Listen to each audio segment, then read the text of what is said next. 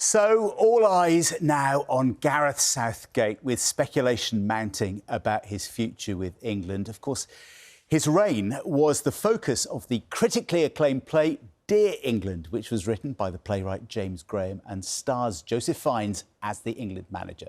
Let's have a look.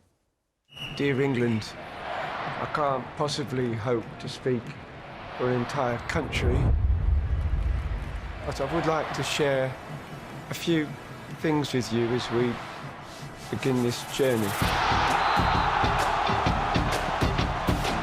England needs a new story. Don't think the problem's out there on the pitch. I think it's here. Oh, the storytelling! This feels like a different England. Fearless, having fun out there. Well, it's all the mental preparation. What is all this we're hearing on the top floor? Share your doubts, feelings. Come on, England! Come on! Dear England, well, the writer James Graham joins us now live on Breakfast. Morning, James. I thought maybe you were going to have a happy ending to update your play, but sadly not. Morning, John. No, well, like everyone else, 40 million plus other people, I'm feeling a bit croaky-voiced and blurry-eyed this morning. But it's, look, it's an ending. I mean, and it sounds like Gareth Southgate's going to reflect upon what his position is going to be. But no matter what, I mean, the last 8 years of English football has been remarkable. If people can remember what it was like to be an England fan in 2016, by that point, we hadn't reached a semi-final in 26 years.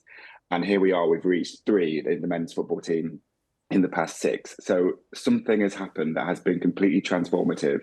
And for me personally, I didn't need to get to the very end of that story for it to be impactful, beautiful, meaningful, emotional. We're on a journey, aren't we? It's not a destination, it is a journey. And Gareth Southgate has laid some extraordinary tracks that are, I think, going to get us to that destination terminus at some point very soon in our future. When, James? When? It's a very long journey, isn't it?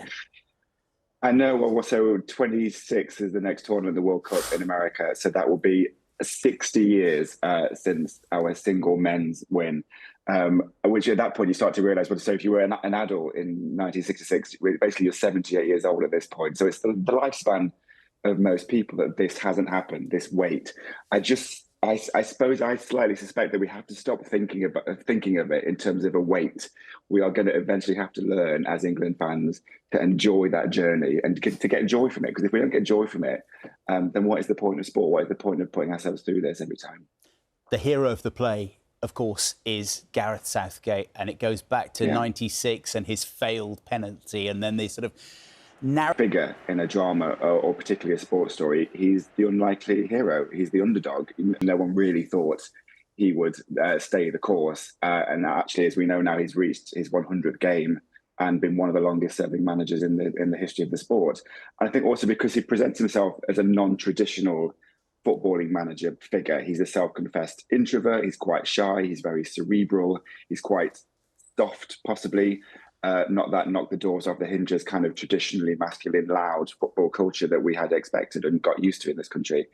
And yet, and the fact, as you identify, the fact that remembering that figure in that grey shirt in 1996 who missed that penalty, I don't think anybody would have identified him as being the person who would be responsible for authoring a renaissance in English football in terms of its culture, its mindset.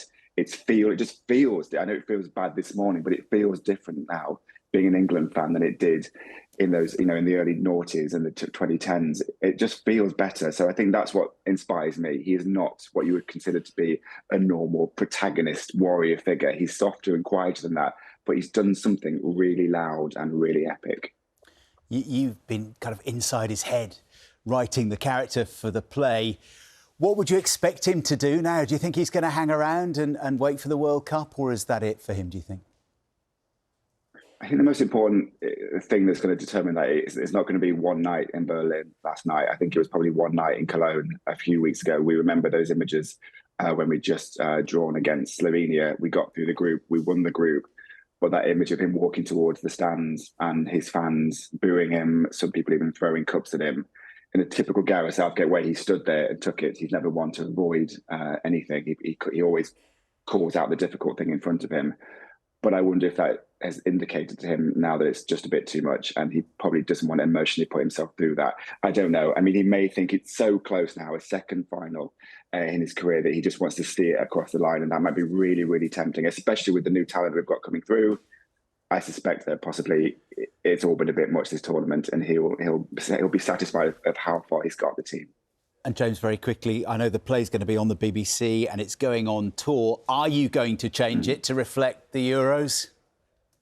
I am. You have to, don't you? You just have to. The audiences will be sat there knowing what happened in Germany. So we are going to update it to include this ending. And over the course of the coming days and weeks, like everyone else, I'm just going to try and somehow make sense of it. James Graham, thank you so much for joining us this morning. I think you've made England fans feel a little bit brighter and better on a difficult morning.